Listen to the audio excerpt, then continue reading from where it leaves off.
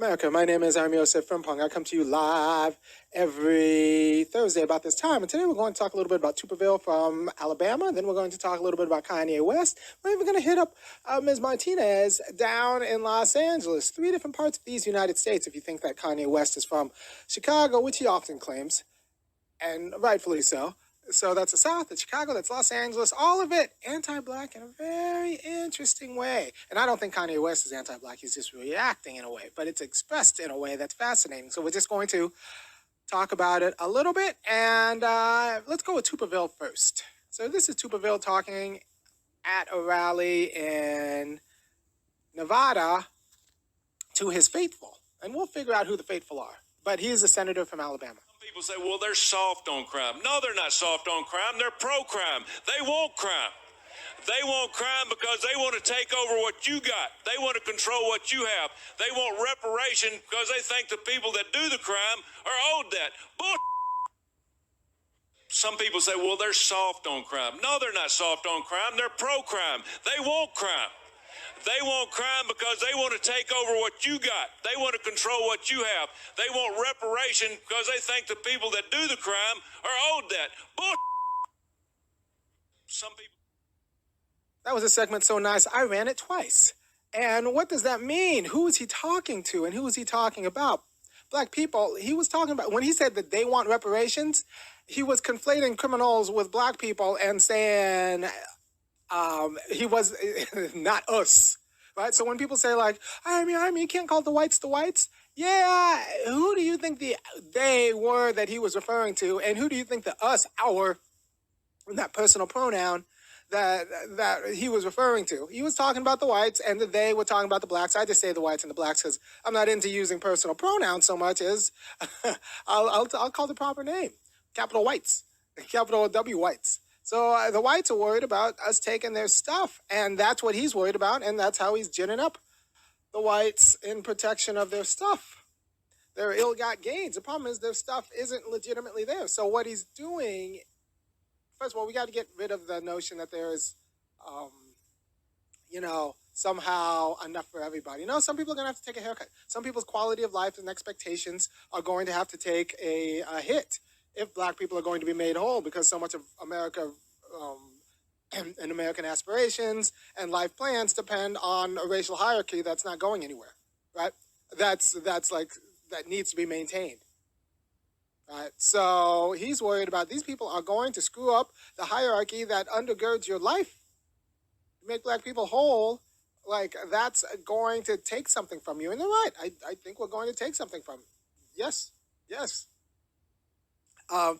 White people who expect their kids to have the same perks that, and if those perks include being able to treat black people like garbage, like trash, they expect their kids to be able to have the same perks that they have. Those perks are going to go away. And in a state like Alabama or Georgia, where there are a lot of black people, that means a world where we have to actually share power with black people is going to look markedly different.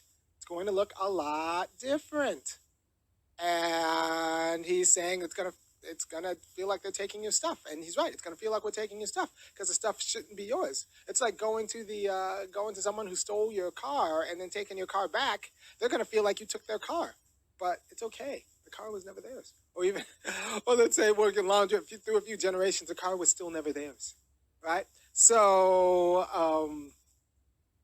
the idea that the whites will unify around not paying reparations or making black people whole is something that we have to actually consider, because that's the defining characteristic of white identity, which is why other people who are not pigmentation-wise white can become white as long as they're willing to treat black people, especially descendants of slaves, like trash. As long as you're willing to treat black people like trash, you are honorary white, provisionally. I did another episode on provisional whiteness, and how that could be taken away if you beat white people at their own game. They get mad. Just ask Asians in California. They started scoring too well on the SAT, so now the SAT doesn't mean anything. So if you're willing to treat black people like trash, you can be considered provisionally white. And that's what they unify around. And that is a problem if you care about black justice. It's also a problem if you think, well, we should all just unify around a working class identity. No, white people don't want their kids to necessarily be working class. They want their kids to enjoy the perks of whiteness, and they definitely don't want their kids to be treated like we treat black people. So they'll unify around that before they'll unify around working class identity. That's not the identity. That's not the aspiration they have for their kids. The aspirations and the identities they have for their kids are not to be treated like Negroes. And if that means making sure we treat Negroes like Negroes, that's what they're going to pass on. So this idea that you get to pick and determine what other people unify around, what identities unify around, or you can just kind of ignore what they unify around, that's ridiculous. That's like people in Palestine or Jews in Nazi Germany deciding to ignore the Nazis unifying around like Aryan identity. Well, we could all just be working class. You don't have to unify around. You should just recognize yourself as a German or recognize yourself as a human. And where they're like, no, we want to recognize ourselves as Nazis and Aryans, and you're a problem.